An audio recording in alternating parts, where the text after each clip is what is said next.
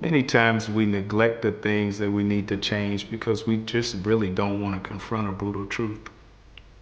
We know our health is fading. We know something is wrong. We walk out the door knowing we don't feel quite right, and we think we can do it tomorrow. But the truth of the matter is we don't have tomorrow. We only have the moment we're living in right now. And the Bible says, what profit a man to gain the whole world and lose his soul? And I think we need to be in the mind state of taking what God has given us right now and doing something about it. I remember walking into the doctor's office at age 25 and I'm getting a diagnosis that I have high blood pressure. I didn't think anything about it. By age 30 or so, I'm getting a diagnosis that I have high cholesterol. By age 35, my A1C number is putting me at borderline diabetic. By age around 40, they say, we think you have congestive heart failure. So when the doctor came in and said that your PSA is elevated, we're gonna do a biopsy. And the biopsy came back and the biopsy said, you have prostate cancer. That was devastating to me. I'm going to die.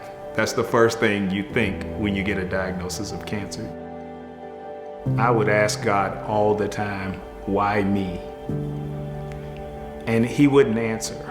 One day, I'll never forget, I was laying in the bed and the first time I heard God answer was then when I put my feet on the floor and he said, why not you? In order for you to have a testimony, the root word is test, you must go through something. You don't know why God put something in your life.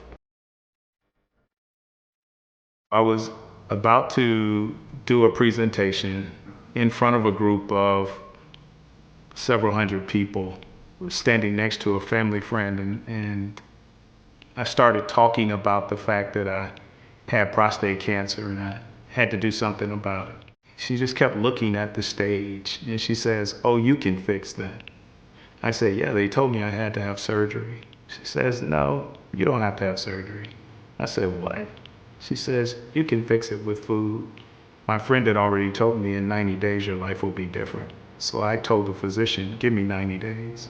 And so I started on the journey and I threw all of the bad stuff away.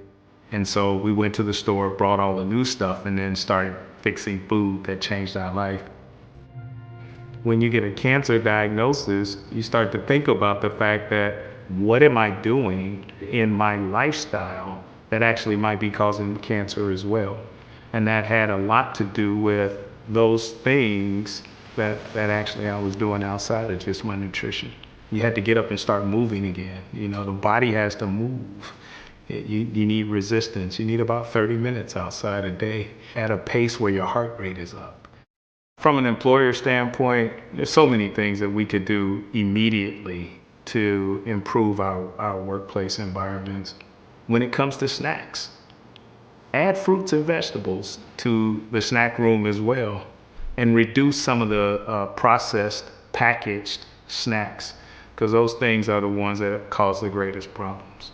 When it comes to also just making sure that you give people time to actually go outside and walk. The changes don't have to be major in order for people to benefit from them. And so fast forward 90 days later, I go back and I get my second biopsy. And when I did, I got the report that the cancer was gone.